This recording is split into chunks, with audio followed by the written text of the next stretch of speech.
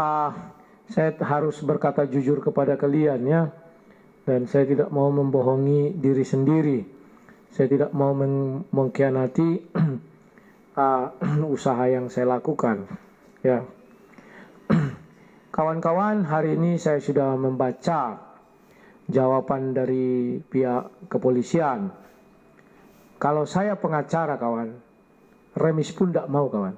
Jangankan kalah, remis pun tidak mau. Karena saya tahu bagaimana daripada jawaban pra-peradilan itu sangat gampang dipatahkan, ya. Berdasarkan data dan fakta yang ada, itu gampang sekali dipatahkan, kawan. Saya berdoa semoga para pengacara yang menanganinya mampu mematahkan dalil-dalil tersebut, ya. Kawan-kawan, cuman permasalahan yang lebih besar dari situ bukan hanya mematahkan dalil ternyata, kawan. Ya, kesatuan hati, kerendahan diri, dan membuang semua egoisme, dan ya membuang sifat kekanak-kanakan ini sangat penting. Mungkin saya hari ini gagal, tapi percayalah satu hari nanti saya akan berhasil. Ya. Kenapa saya katakan mungkin hari ini loh? Hari ini, perhatikan kata-kata saya, mungkin hari ini saya gagal. Tetapi besok saya tidak akan gagal. Hari ini saya gagal. Pada hari ini semua yang saya lakukan saya gagal. Saya akui saya gagal. Ya, saya sudah ngajukan diplomasi, tetap mentok. Saya sudah ajukan ini, tetap mentok. Diplomasi sama siapa? Wow, bukan sama petugas, bukan. Saya nggak mau. Anti sekali saya melakukan diplomasi kepada hal-hal seperti itu. Ya, ada hal-hal yang tidak harus saya ceritakan kepada kalian. Karena bagaimanapun kita adalah berdiri di antara beberapa kepala. Beberapa kepala ini memang sangat sulit kadang kita untuk satukan. Tetapi kadang terlalu gampang juga untuk disatukan, ya. Jadi kawan-kawan, ya, ini sudah berjalan, biarlah berjalan apa adanya. Dan jarak memang jauh, saya di Duri, di Riau, ke kejadian di Medan. Jadi jarak itu sangat teramat jauh. Andai kata kejadiannya di Pekanbaru, kawan, seri pun saya tidak akan mau. Seri pun tidak mau. Dan saya bisa mengkoordinir orang-orang terbaik untuk mengawal semua proses ini dan berjalan di dalam koridor proses ini. Tapi ya sudahlah. Hari ini saya katakan saya kalah, ya, dan menyerah.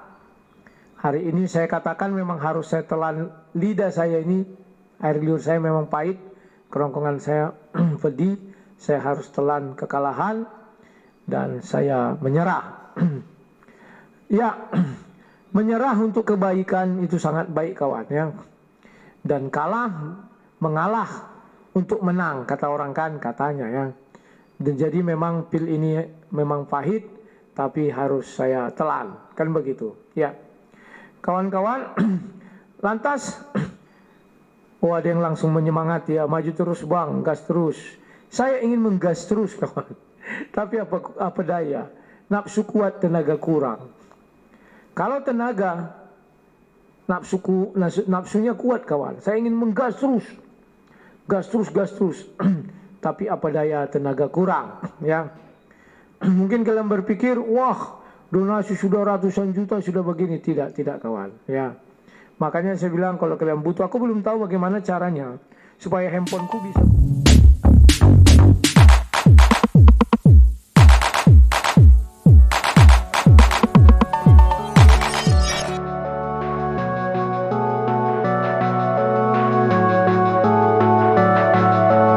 Assalamualaikum warahmatullahi wabarakatuh.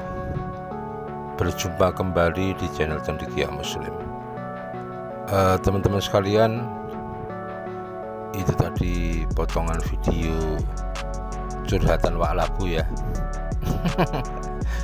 Yang dia kayaknya sudah mulai angkat tangan dan menyerah. Jadi ini sebenarnya satu sikap yang pengecut ya, yang tidak gentleman ya.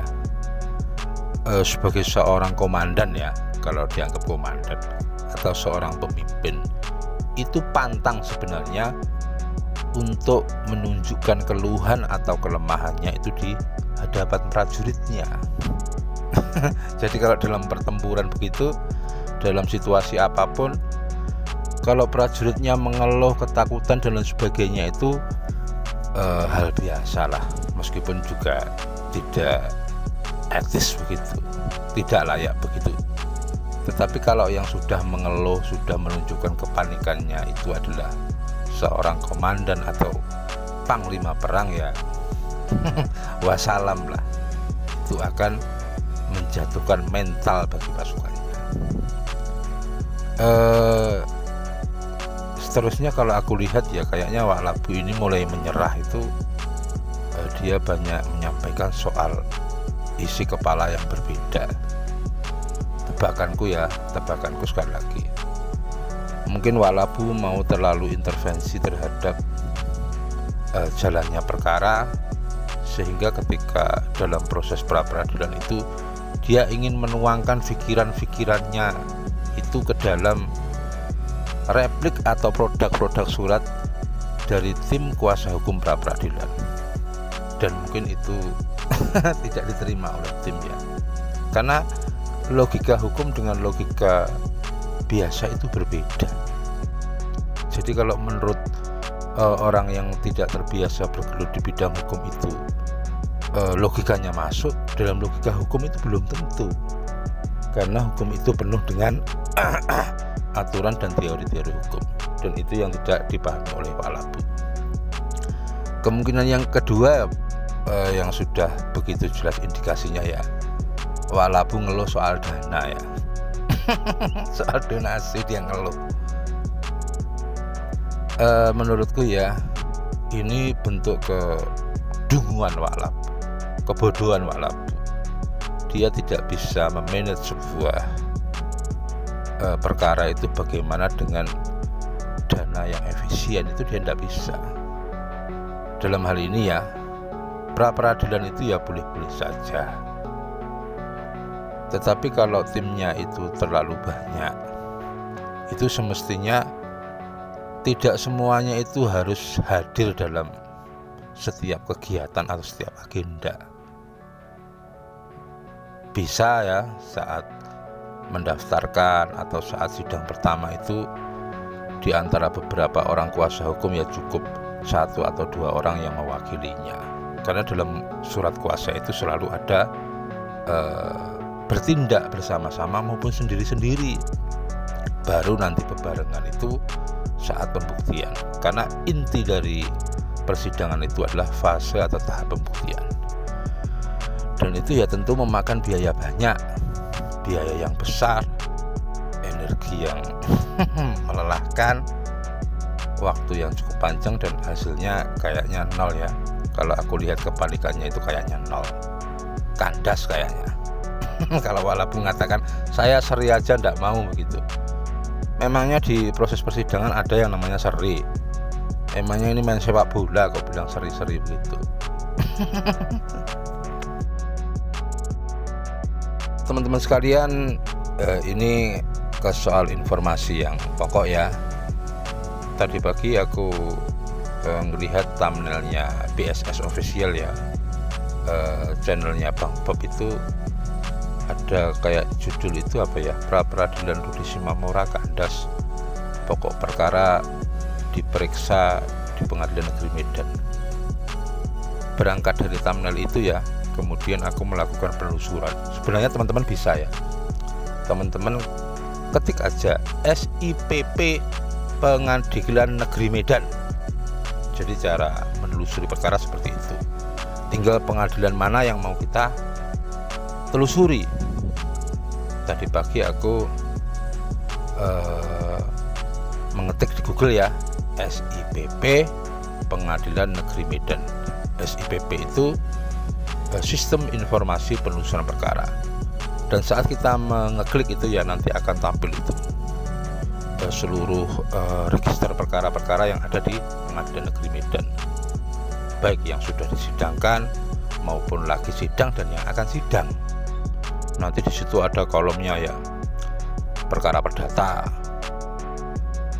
perkara pidana biasa, pidana umum, pra peradilan.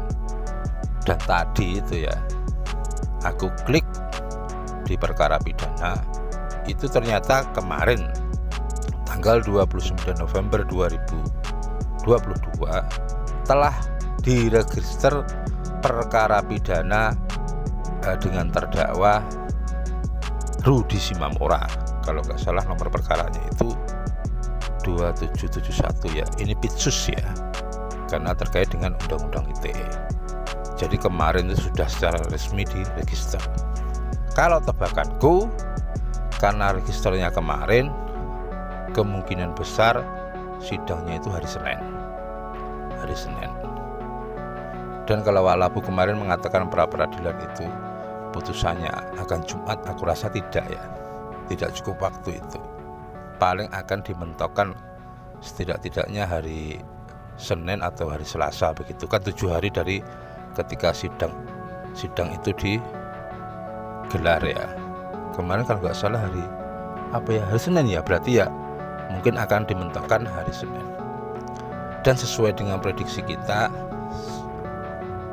mohon maaf bukan sesuai prediksi kita, dan kalau aku memprediksi Senin itu sebelum putusan pra peradilan itu akan digelar sidang pokok perkara dengan terdakwa Rudi Simamora. Dan sesuai dengan ketentuan KUHAP itu, kalau pokok perkara itu sudah diperiksa, maka pra peradilan gugur. Mahkamah Konstitusi kemudian membuat satu tafsir yang lebih jelas bahwa yang dimaksudkan dengan pemeriksaan pokok perkara itu adalah pada saat sidang pertama dakwaan dibacakan, pra peradilan dianggap gugur. Itu teorinya teman-teman. Dan kalau itu yang terjadi, pasti nanti timnya Walabu ya, kayaknya nggak usah nunggu hari Senin ya, nanti malam itu kayaknya framing itu, wah ini Polrestabes termohon pra peradilan curang dan lain sebagainya, bla bla bla bla begitu. Padahal itu mekanisme yang diatur dalam KUHAP. Dan yang terjadi seperti ini tidak hanya pada Rudi Simamora. Dulu saat beliau Habib Rizik Syihab mengajukan pra peradilan, menjelang putusan pra peradilan sebelumnya digelar pokok perkara, akhirnya pra-nya digugurkan. Itu teman-teman yang bisa aku sampaikan ya. Nanti malam kita lihat ya tayangannya dari BSS Official, dari Bang Bob Samsul Simbolon, dan nanti kita lihat bagaimana kelojotan tayangannya Walabu. Demikian kurang lebihnya, mohon maaf. Assalamualaikum warahmatullahi wabarakatuh.